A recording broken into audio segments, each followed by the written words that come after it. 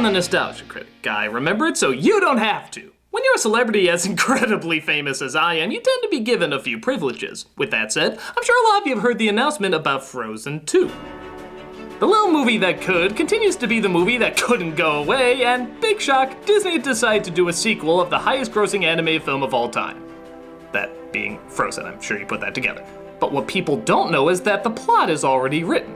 Now I'm sure a lot of you think that scripts go through rewrites and revisions and all that nonsense, but nope, it's written once and then never touched again. You want the proof? I actually have the plot to Frozen 2.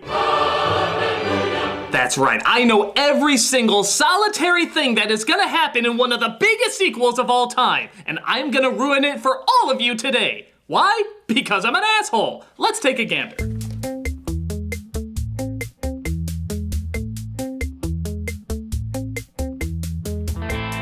Everything is grand in the land of Arendelle. Elsa is still queen, Anna is still princess, and Kristoff filed for unemployment because, well, there's still no need for ice, so he's pretty useless. But things suddenly take a horrible turn when they discover terrible news. Elsa's parents have returned home. That's right, they faked their own deaths. They explained that Elsa's powers mixed with her emotional turmoil was too much for them to handle, and knowing that her transformation from girlhood to adulthood would probably involve some emotional moments, they figured their land was doomed. So they sailed to Fiji, had a nice cold pint, and waited for this all to blow over. When asked why they did so, they said, let's face it, dodging responsibility is kind of our thing. We solved the problem of a cursed child by sending her to her room. Pretty lazy rationale. But when they noticed the kingdom hadn't quite blown up, it just went through a cold spell, they decided to return home and demand it back. As you can imagine, Elsa is pretty pissed and isn't willing to hand over her kingdom. Luckily though, her government has been funding the development and experimentation of bringing conscious life to inanimate snow. True, this was controversial and the church didn't support the creation of life from nothing, but they were also the people that told her to take her gloves off at the coronation, so fuck those guys. She literally sneezes out a snowman army, I guess this is a holdover from a recent short, and marches them to defend her kingdom. Plus she forgot her parents had a long relationship with the rock trolls, who are not happy that their adopted son has yet to marry royalty. In the past, it usually takes about 3 days, but he's waited way too long now. And it's time for them to take the throne by whatever means necessary. When Kristoff tries to talk them down, they admit they were mostly just using him for the ice, which, as stated before, makes him pretty useless. Rocks, of course, are harder than snow, so Anna summons help from one of her new friends, Rapunzel. Rapunzel has an army led by her horse who sends several divisions out to help Elsa.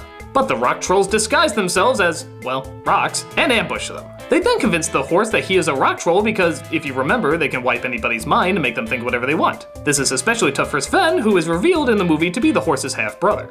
Apparently Bambi's mother and Philippe had a thing. This leads to Elsa feeling incredibly guilty and singing her big musical number. This is going to be a counterpart to Let It Go, entitled Keep It In.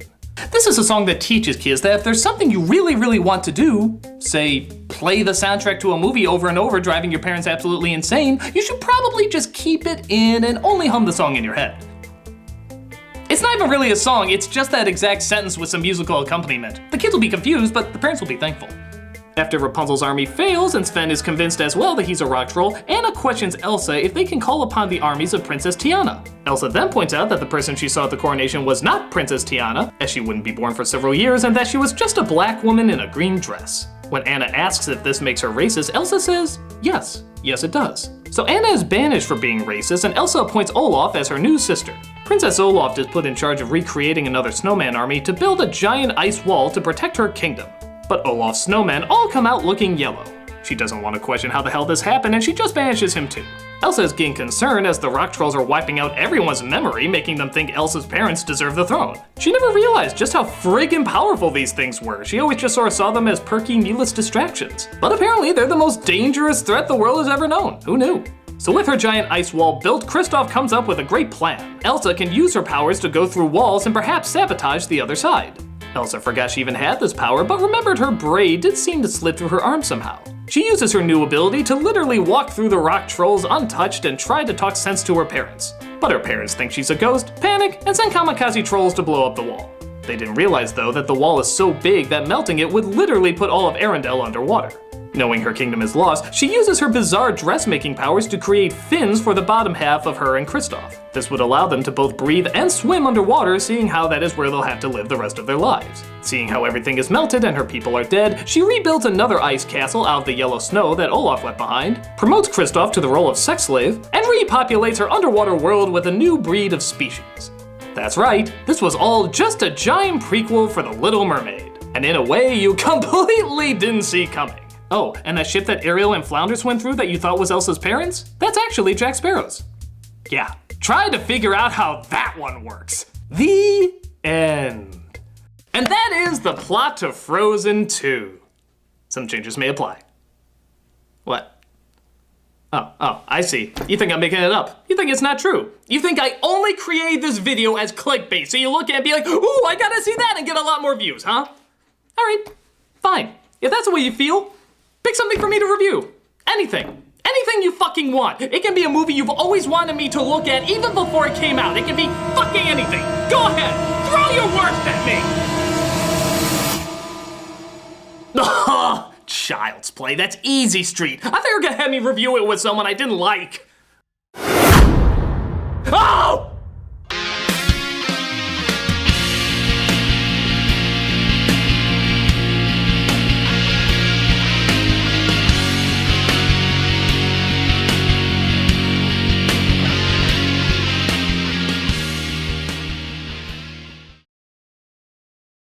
Hey guys, Doug Walker here. Are you excited for the big crossover next week? Well, would you like to see an early preview of it? Well, you can, but only if you come to ZenkaiCon, where I am going to be this weekend. It's in Pennsylvania. It's in Lancaster, Pennsylvania. It's beautiful town, has some amazing places and amazing people and restaurants and all sorts of great stuff. And I went there last year, had a ball, and I'm actually bringing Rob this time.